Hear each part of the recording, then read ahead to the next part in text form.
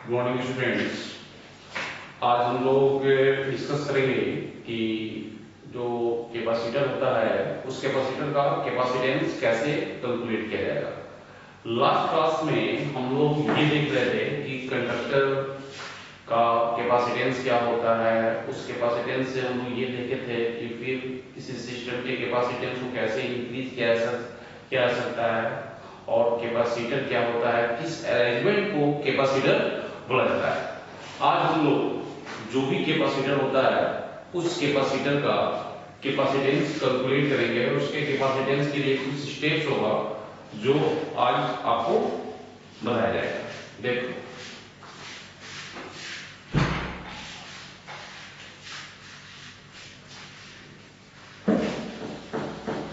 कुछ स्टेप्स होंगे, जैसे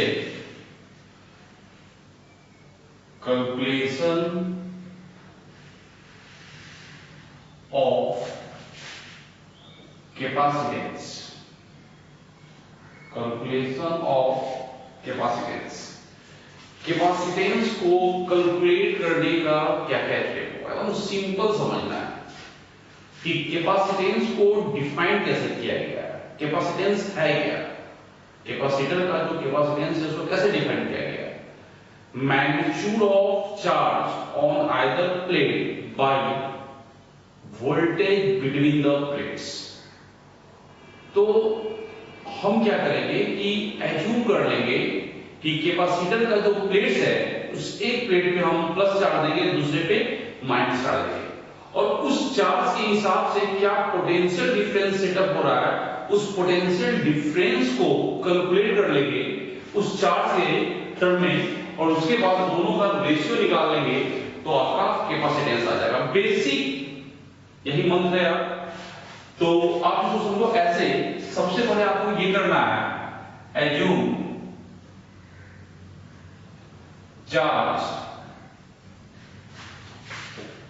plus Q and minus Q on the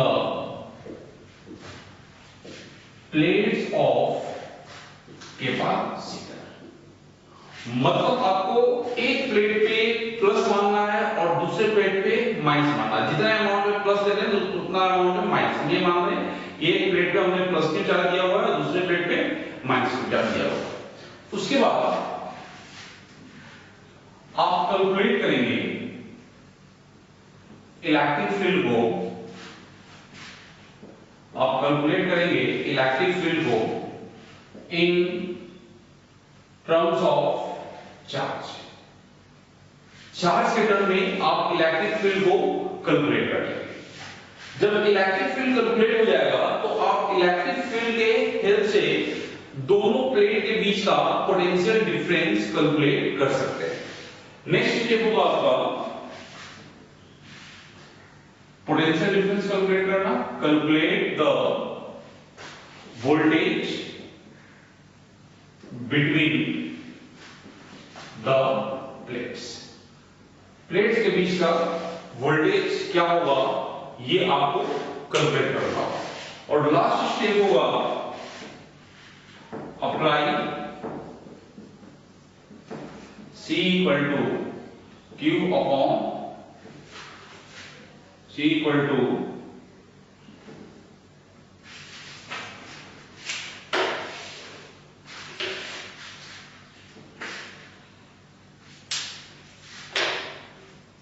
लगता है इन डालना पड़ेगा, थोड़ा सा इन डाल दिया जाए।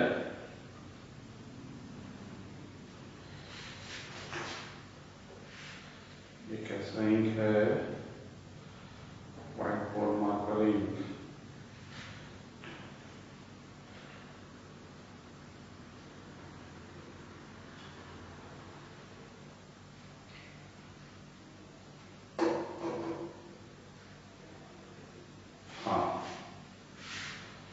तो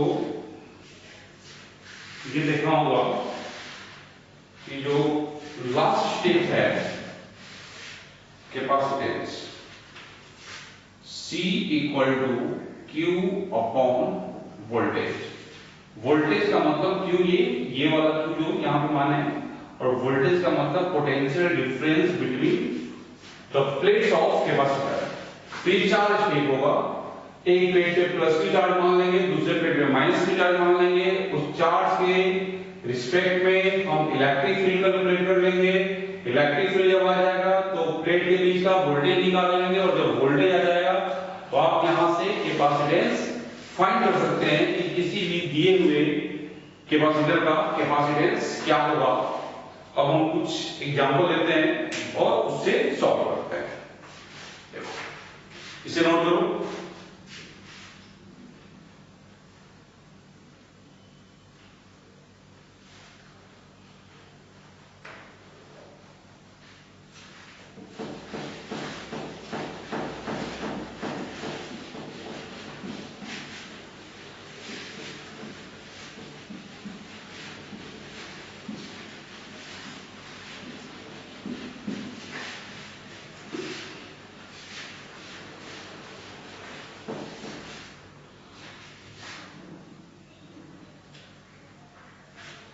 देखिए capacitance of parallel plate capacitor, capacitance of parallel plate capacitor. Parallel plate capacitor का कैपेसिटेंस क्या होता है ये आपको समझना है। देखो पैरेलल प्लेट कैपेसिटर क्या होगा, दो प्लेट होगा, दो कंडक्टिंग प्लेट होगा, जिसका आप ये कह सकते हैं कि डायमेंशन काफी लार्ज होगा, और दोनों प्लेट के बीच का जो डिस्टेंस देते हैं वो काफी स्मॉल रहता है। और इस पे हम क्या करेंगे, कैपेसिटेंस कैलकुलेट करने के लिए एक प्लेट पे Q चार्ज देंगे, दूसरे पे माइनस Q चार्ज देंगे, उसके हिसाब से पोटेंशियल डिफरेंस कैलकुलेट करेंगे। देखो यहाँ पे जो अरेंजमेंट होगा उस अरेंजमेंट को समझना है कि ये है आपका प्लेट, ये इस तरह से ये प्लेट्स है, और इस प्लेट्स के बीच का जो ये डिस्टेंस है वो है d, और इस प्लेट्स का जो क्रॉस सेक्शनल एरिया है वो है। इस तरह का अरेंजमेंट होगा, आपको ये समझ में आएगा। ये देखो ऐसा अरेंजमेंट होगा, ये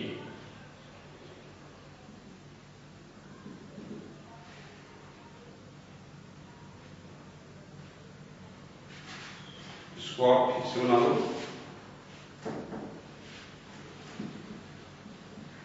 ऐसे ही समझ, ये प्लेट्स है इस तरह से, ऐसे समझ लो ये प्लेट्स, और इस तरह से दो पैरेलल प्लेट्स दिया गया है। हम इस प्लेट्स को ऐसे भी दिखा सकते हैं, जैसे ये दो, एक प्लेट यहां पे है और एक प्लेट यहां पे है, ऐसे दो प्लेट रखा हुआ। अगर आप सामने से देख रहे हैं तो क्या दिखाई देगा, प्लेट का थिकनेस दिखाई देगा। तो इस डायग्राम को आप ऐसे ही बना सकते हैं, एक प्लेट को आप ऐसे दिखा दिए, ये आप सामने से देख रहे हैं, और एक प्लेट को आप ऐसे दिखा दिए, ये भी सामने से देख रहे हैं। अब इस पे जो चार्ज है Q लेते हैं और इस पे क्या लेते हैं, माइनस। अब आपको कंडक्टर में पढ़ाया गया होगा कि जब हम कैलकुलेट करेंगे तो क्या होगा कि आउटर फेस पे जो चार्ज आता है दोनों का सम बाई 2, तो Q माइनस Q 0/2, तो यहां पे भी 0 चार्ज आ जाएगा, यहां पे भी 0 चार्ज आ जाएगा, प्लस Q यहां पे आ जाएगा पूरा का पूरा प्लस Q इस फेस पे आ जाएगा, और माइनस Q इस फेस पे आ जाएगा, इस तरह से। अब यहां पे जो फील्ड लाइन होगा वो ऐसे होगा, प्लस से माइनस की तरफ, प्लस से माइनस की तरफ, प्लस से माइनस की तरफ, प्लस से माइनस की तरफ, प्लस से माइनस की तरफ, प्लस से माइनस की तरफ। लेकिन एक्चुअल में यहां पे जो फील्ड लाइंस होगा वो थोड़ा सा इस तरह से फ्रिंज करेगा, एज के पास, इसको एज इफेक्ट बोलते हैं।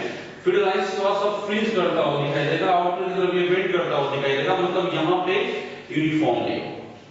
तो यहां पे इसको यूनिफॉर्म लाने के लिए हम क्या करते हैं कि इसके सेपरेशन को कम करते हैं, ताकि इसको हम यहां पे नेग्लेक्ट कर दे, ताकि इसका ज्यादा यहां पे रोल नहीं है, लेकिन इस फ्रिंज का रोल है, तो आगे आपको समझ में आएगा। यहां कैपेसिटेंस निकालने के लिए इसको नेगलेक्ट करने के लिए हम क्या लेते हैं कि जो हमारा d है, यानी हम ये कहते हैं d square is very very less than a। a क्या है, प्लेट का a क्या है, यहाँ पे ये डायमेंशन को समझना है। ये d जो है, ये d है सेपरेशन बिटवीन प्लेट्स, प्लेट्स के बीच का सेपरेशन है। और जो a है, a ये क्रॉस सेक्शन एरिया, जैसे हमने एक प्लेट ये लिया था, एक प्लेट ये लिया था, तो इस प्लेट का ये जो क्रॉस सेक्शन एरिया है, वो क्रॉस सेक्शन एरिया है a, तो a है हमारा cross section area of the plates, दोनों प्लेट्स का क्रॉस सेक्शन एरिया है। बस यही डायमेंशन दिया हुआ है और इसी डायमेंशन के टर्म में आपको कैपेसिटेंस निकालना होगा, जो कि आपको पहले ही बताया गया कि वो Q और V पे डिपेंड नहीं करता है। Q देंगे तो उसके हिसाब से पोटेंशियल डिफरेंस चेंज होगा और दोनों का रेशियो जो आएगा वो कांस्टेंट आएगा। देखो यहां पे देख लेंगे, जैसे मान लो कि हमने एज्यूम किया, यहां पे assume Q charge on capacitor. Q charge on capacitor करने का मतलब क्या है, चार्ज ऑन कैपेसिटर करने का मतलब क्या है, magnitude of charge on either plate. Q charge का एज्यूम करने का मतलब है कि एक प्लेट पे प्लस Q दिया, दूसरे पे माइनस Q दिया। तो इसके हिसाब से इलेक्ट्रिक फील्ड जो आएगा, electric field between the plates, वो क्या होगा इसको समझ लो। इसको हम फिर से दिखाते हैं, इस प्लेट को एक लाइन से दिखा रहे हैं, इस प्लेट को भी एक लाइन से दिखा रहे हैं।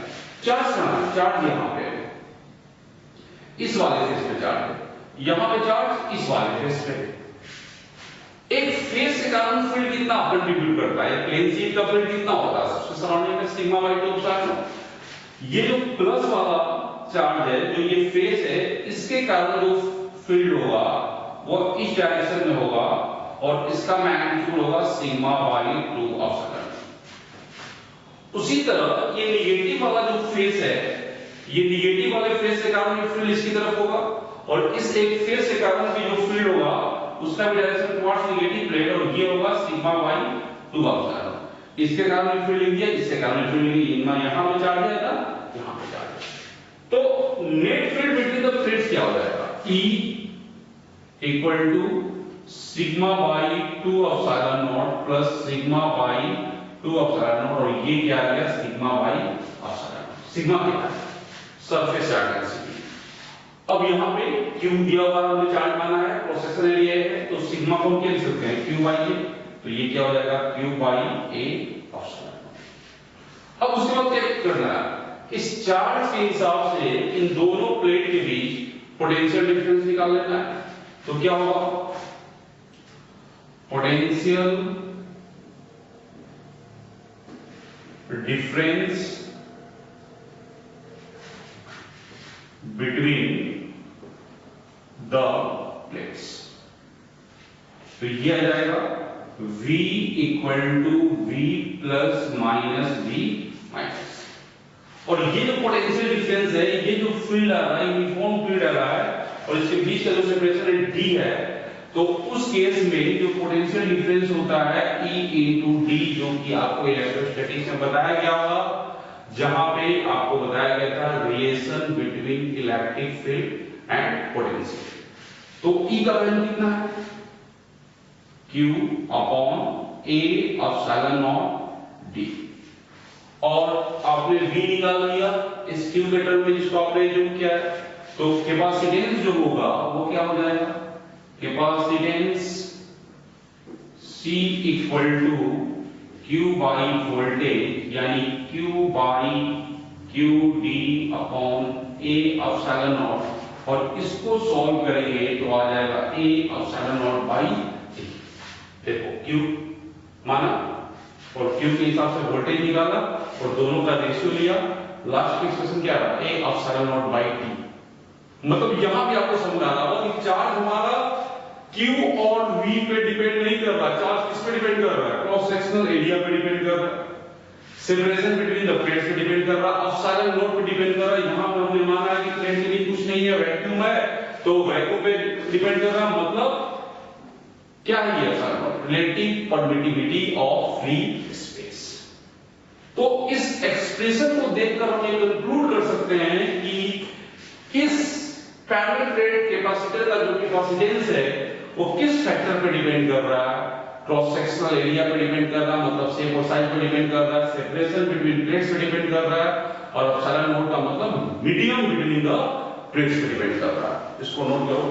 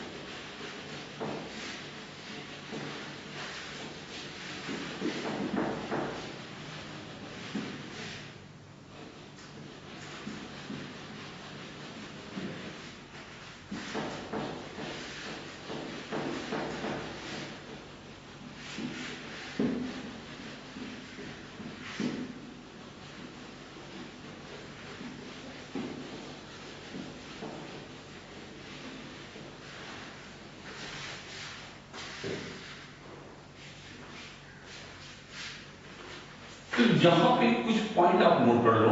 Capacitance of capacitor depends on, पहला shape and size of conductor, shape and size of conductor. दूसरा क्या था पैरेलल प्लेट कैपेसिटर में? Separation between plates. तीसरा मीडियम बिटवीन प्लेट्स। ये सारे फैक्टर पे डिपेंड कर रहा। आगे हम देखेंगे डायलेक्ट्रिक डालेंगे, अभी हम वैक्यूम में कैलकुलेट करेंगे। आगे जब डायलेक्ट्रिक आपको अलग से पढ़ाएंगे तो उसमें सारा डिस्कस करेंगे। डायलेक्ट्रिक डालने से फर्क पड़ेगा कैपेसिटेंस पे। तो अभी आपको ये समझ आ रहा है shape and size of conductor पे डिपेंड कर रहा है, सेपरेशन बिटवीन प्लेट्स पे डिपेंड कर रहा है, और मीडियम बिटवीन प्लेट्स पे डिपेंड कर रहा है। किस पे डिपेंड नहीं कर रहा? क्यू और पी पे डिपेंड नहीं कर रहा। तो ये भी लिख लो नोट करके, it does not depends on Q and V।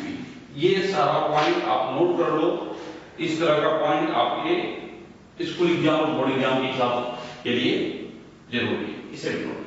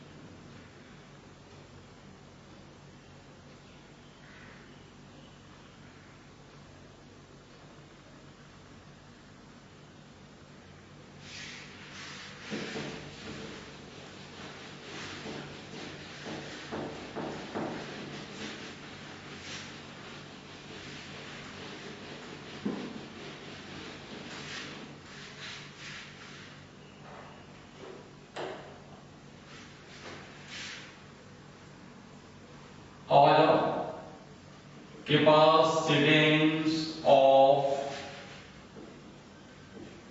spherical capacitor। Spherical capacitor क्या होता है? तो ये समझ लो। स्फेरिकल कैपेसिटर में क्या होता है कि दो कंसेंट्रिक स्फेरिकल शेल हो, अंदर वाला सॉलिड भी हो सकता है, होलो भी हो सकता है, लेकिन बाहर वाला होलो ही रहेगा और दोनों का सेंटर सेम रहेगा, कॉन्सेंट्रिक स्फेरिकल शेल होगा। इस तरह से होगा, जैसे आप इस डायग्राम को समझ लो कि टू कॉन्सेंट्रिक स्फेरिकल शेल, ये और ये, एक का रेडियस हम ए ले लिए, दूसरे का रेडियस हम बी ले लिए, है क्या ए और बी। ए है radius of inner spherical shell, B क्या है radius of outer spherical shell. इस तरह का अरेंजमेंट दिया हुआ है, इस तरह का ज्योमेट्रिकल अरेंजमेंट दिया हुआ है और यहां पे आपको कैपेसिटेंस कैलकुलेट करना है। लिखने का तरीका वही है, आपको इसमें क्या होगा ए और बी होगा रेडियस ऑफ स्फेरिकल शेल। अब इसमें क्या करेंगे, इसमें भी वही काम करना होगा, एज्यूम करना होगा कि कैपेसिटर का जो चार्ज है वो क्यू है, मतलब एक पर प्लस क्यू दे रहे हैं और दूसरे पे माइनस क्यू दे रहे हैं। यहां भी आपको वही काम करना होगा, एक पर आपने प्लस क्यू दे दिया और दूसरे पे आपने माइनस क्यू दे दिया, तो यहां से आपको ये समझ में आएगा कि प्लस क्यू आपका इस सरफेस पे आ जाएगा और माइनस क्यू जो है इसके इनर फेस पे आ जाएगा। जैसे ही हम लोग गॉस थ्योरम लगाएंगे या उसके बाद हम लोग ये प्रॉपर्टी यूज करेंगे कि कंडक्टर के अंदर का फील्ड जीरो होता है, तो उसके हिसाब से आपको पता चलेगा कि पूरा का पूरा माइनस क्यू कहां आ गया है, इनर फेस पे आ गया है, और इसको आप ऐसे दिखा सकते हैं। तो ये जो चार्ज हमने एज्यूम किया, अब करना क्या है, जो चार्ज हमने एज्यूम किया है कैपेसिटर का, उसके हिसाब से आपको पोटेंशियल डिफरेंस निकाल लेना है और Q और पोटेंशियल डिफरेंस का जो रेशियो होगा वही तो कैपेसिटेंस होगा। तो पोटेंशियल डिफरेंस का मतलब potential difference between positive plate and negative plate. अब देखो कि यहां का पोटेंशियल क्या होगा, what is the potential of this surface, इसको हम मान लो V+ बोल रहे हैं, V+ इक्वल टू क्या है, अब यहां का पोटेंशियल लिखना है इस सरफेस का, तो इस चार्ज के कारण भी पोटेंशियल होगा और इस चार्ज के कारण भी पोटेंशियल होगा। इस चार्ज के कारण जो पोटेंशियल होगा वो पोटेंशियल क्या होगा, KQ/A, KQ/A। और इस स्फेरिकल सेल के लिए यह इंटरनल पॉइंट होता है और स्फेरिकल सेल के इंटरनल पॉइंट में पोटेंशियल का वही वैल्यू होता है जो कि उसके सरफेस पे होता है। तो इसके हिसाब से जब हम यहां पर पोटेंशियल लिखेंगे तो वो आएगा -KQ/E, नेगेटिव चार्ज का, तो नेगेटिव चार्ज का पोटेंशियल नेगेटिव। तो ये हो गया पोटेंशियल ऑफ कोएफिशिएंट। उसी तरह इस सरफेस का पोटेंशियल लिखेंगे तो यहां भी इस चार्ज के कारण लिखेंगे और इस चार्ज के कारण भी लिखेंगे। तो इस स्फेरिकल सेल के लिए ये एक्सटर्नल पॉइंट हो गया। तो एक्सटर्नल पॉइंट में क्या होता है, KQ/R, R क्या होता है, सेंटर से डिस्टेंस। तो इसके कारण इस सरफेस पे जो आएगा KQ और R का वैल्यू यहां पे इसके इक्वल है, और इसके कारण इसके सरफेस पे ही निकाला माइनस है, तो ये क्या आ जाएगा -KQ/B, जो कि 0 हो जाएगा। अब यहां पे देखो वोल्टेज का मतलब क्या होता है, वोल्टेज अक्रॉस कैपेसिटर का मतलब क्या होता है, वोल्टेज अक्रॉस कैपेसिटर का मतलब होता है potential difference between positive and negative. तो वोल्टेज जो होगा यहाँ पे V = V+ B माइनस, और ये तो 0 ही है, ये आ जाएगा KQ/A माइनस KQ/B, और यहां से हम लोग ले लें तो ये आ जाएगा KQ 1/A माइनस 1/B, और वोल्टेज निकल गया तो कैपेसिटेंस C = Q/ वोल्टेज और Q upon KQ 1/A minus 1/B, ये Q कैंसिल हो गया, K का वैल्यू क्या होता है 1/4πε, तो ये आ जाएगा 4πε0, ये यहां पे आ गया B माइनस A और यहां पे आ गया।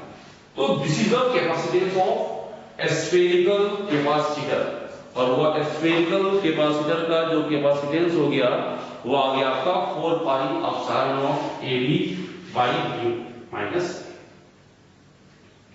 अब यहां पे दो चीज आप इंक्लूड कर सकते हो, जैसे आपने स्फेरिकल कंडक्टर का कैपेसिटेंस निकाला, वो क्या था 4πε0 का। अगर हम ये मान लें इफ A इक्वल टू R और B टेंड्स टू इंफिनिटी, तो ये स्फेरिकल कंडक्टर ही होगी।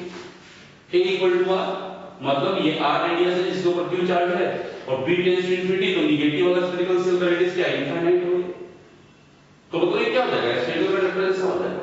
और जब इस वैल्यू को हम इसमें पुट करेंगे तो कैपेसिटेंस जो है ये देखो, ये है 4 पाई epsilon not AB by B minus A, और इसको आप ऐसे लिख सकते हो 4 पाई एप्सिलॉन नॉट, इस AB से डिवाइड कर देंगे तो 1 by A minus 1 by B, और B टेंड्स टू इंफिनिटी तो 1 बाई B क्या हो गया 0, और A का वैल्यू हमने क्या माना था, ये क्या आएगा 4 पाई एप्सिलॉन नॉट था। तो यहां पे जो कंक्लूजन आपका निकल रहा है वो कंक्लूजन क्या निकल रहा है, यहां पे जो कंक्लूजन आपका निकल रहा है वो कंक्लूजन ये निकल रहा है कि स्फेरिकल कंडक्टर को भी एक कैपेसिटेंस मान सकते हैं, और उस कैपेसिटर का जो दूसरा प्लेट होगा यानी जो दूसरा स्फेरिकल सेल होगा उसका रेडियस इनफाइनाइट होगा, मतलब नेगेटिव चार्ज होगा वो इंफिनिटी होगा, मतलब ये होगा। तो उसको भी एक कैपेसिटर आप बोल सकते हैं। और एक केस इसमें समझ लो, अगर मान लो कि ये सेपरेशन काफी स्मॉल है, हमने मान लिया, पहले लिमिट्स की बात कर लेते हैं, सेकेंड केस इसी में मान लेते हैं, इफ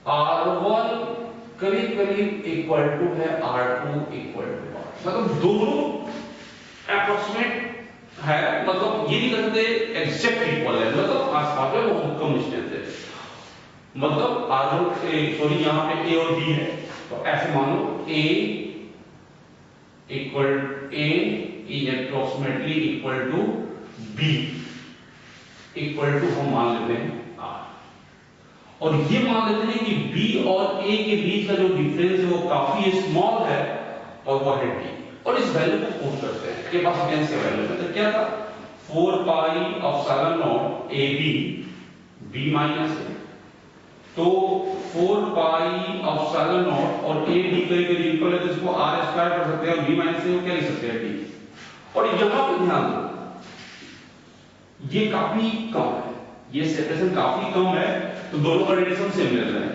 तो अगर ये रेडियस दोनों का करीब करीब R की इक्वल है तो 4 पाई R स्क्वायर इसका एरिया हो जाएगा, और 4 पाई R स्क्वायर इसका एरिया हो जाएगा, तो ये क्या आ जाएगा A epsilon naught by D, तो काफी स्मॉल डिस्टेंस के लिए जब दोनों के बीच का सेपरेशन काफी स्मॉल होगा तो इसको हम पैरेलल प्लेट कैपेसिटर की तरह ट्रीट कर सकते हैं, यही आपको यहां पे समझाया गया है, जो कि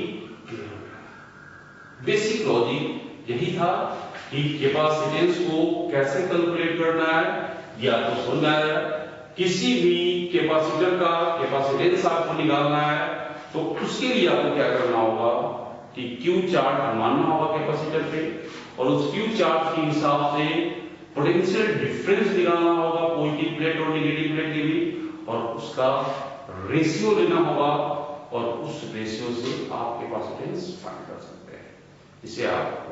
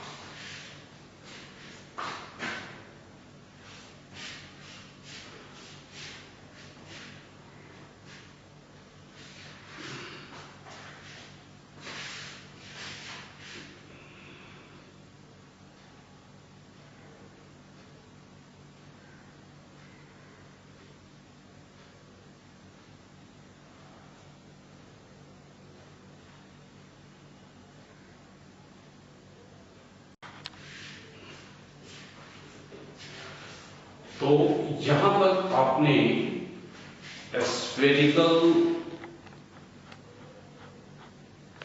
कैपेसिटर का कैपेसिटेंस आपने समझ लिया है। अब आपको बताया जा रहा है कि अगर सिलिंड्रिकल कैपेसिटर होगा तो उसका कैपेसिटेंस कैसे फाइंड करेंगे।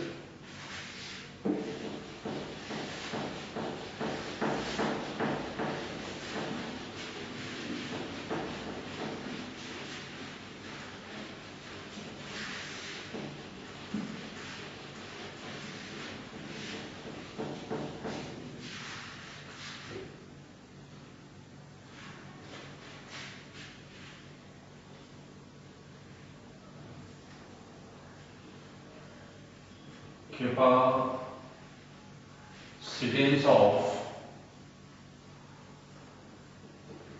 cylindrical capacitor. सिलिंड्रिकल कैपेसिटर का कैपेसिटेंस क्या होगा। सिलिंड्रिकल कैपेसिटर में क्या होता है कि सिलिंड्रिकल सेल होता है, को एक्सियल सिलिंड्रिकल सेल, मतलब दोनों का एक्सिस जो होगा वो सेम होगा। तो आप ऐसे समझ लो कि एक सेल ये है, एक ये सिलिंड्रिकल सेल है,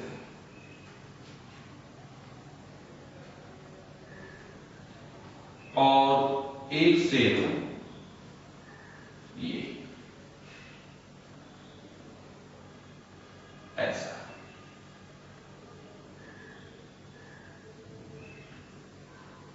एक ऐसा सिलिंड्रिकल सेल,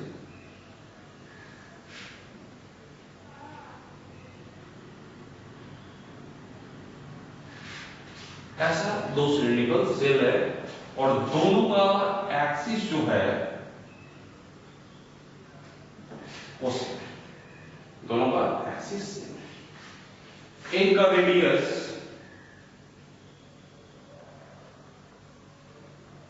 आप मान लो ए और एक का रेडियस आप मान लो बी। इस रेडियस को यहां निकालें, यहां आपको समझना, एक का रेडियस ए और एक का रेडियस बी, ये है ए और ये है बी। चलो इसको हम यहां से करते हैं, ये स्पेस थोड़ा साफ सुथरा दिखेगा। अब इस सिस्टम का आपको कैपेसिटेंस है, तो यहां भी लॉजिक वही है कि क्यों चार्ज देना है कैपेसिटर में, और इसका जो है एल जो है लेंथ ऑफ कैपेसिटर, और एल जो है very very large as compare to A और बी। क्यों? Neglect fringing effect. Fringing effect जो कि ए के पास फ्रिंजिंग इफेक्ट होगा तो उसको नेगलेक्ट करने के लिए एल जो लिया गया है वो ए और बी के रिस्पेक्ट में काफी है। यहां भी आपको क्या करना होगा, एक पर क्यू चार्ज मारना होगा और दूसरे पे माइनस। हम एज्यूम कर लेते हैं कि एक पर जो चार्ज है वो क्यू है और दूसरे पे जो चार्ज है वो माइनस है। एक सिलिंड्रिकल सेल है जिस पे चार्ज प्लस क्यू है और दूसरे पे चार्ज जो है माइनस क्यू है। क्यों? हमने एज्यूम किया चार्ज ऑन कैपेसिटर, ये हमने। अब यहां पे भी आपको क्या होगा, इस क्यू कटर में पोटेंशियल डिफरेंस निकालना होगा, और पोटेंशियल डिफरेंस निकालने के बाद क्यू और पोटेंशियल डिफरेंस का रेशियो लेंगे और वही इसका कैपेसिटेंस होगा। लेकिन यहां पे जो इलेक्ट्रिक फील्ड आएगा वो इस तरह होगा, प्लस से माइनस की तरफ होगा, और वो कुछ रेडियल डायरेक्शन में वेरी करता हुआ फील्ड आएगा, मतलब वो कांस्टेंट यूनिफॉर्म फील्ड नहीं आएगा, वो चेंज करेगा। तो उसके बाद उस फील्ड को निकालना होगा गॉस लॉ के हेल्प से। तो फील्ड निकालने के लिए तो क्या करना होगा, फील्ड समझना रेडियल हो, तो एक गॉसियन सरफेस हम ले लेते हैं, ये ले लेते हैं एक गॉसियन सरफेस। चलो ये हमने एक गॉसियन सरफेस ले लिया,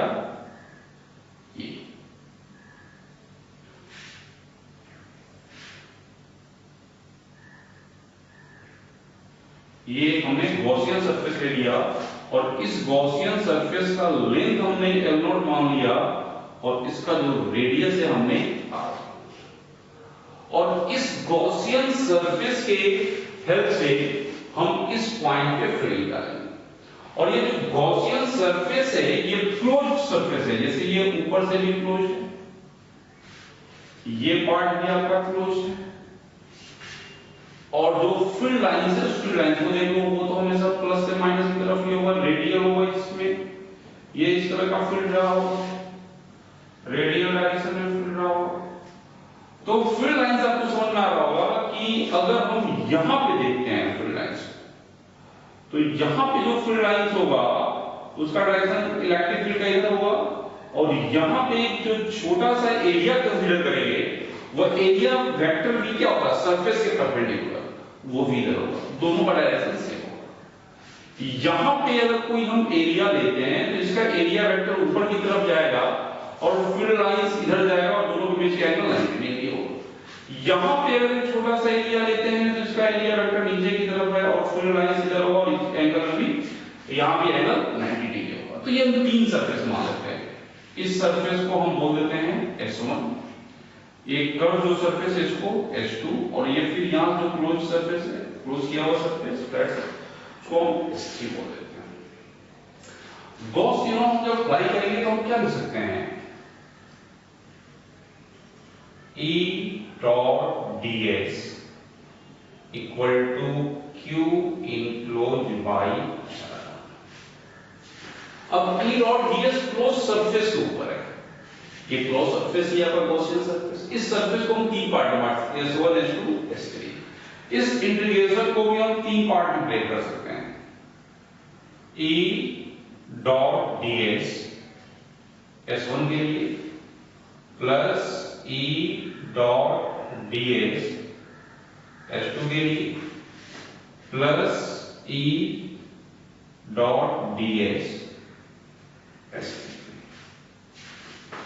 इस तरह से हम कैलकुलेट कर सकते हैं, equal to Q enclose by epsilon. तो Q इनक्लोज कितना होगा, देखो ये L लेंथ है, तो L लेंथ पर जो चार्ज है वो Q नॉट है, यहां समझ लो L लेंथ पे चार्ज है Q नॉट, 1 लेंथ पे चार्ज कितना हो जाएगा Q नॉट बाई L, और L नॉट लेंथ पे चार्ज कितना हो जाएगा, सॉरी L लेंथ पे चार्ज Q नॉट नहीं Q है, Q बाई L, तो ये आ जाएगा Q by L into L।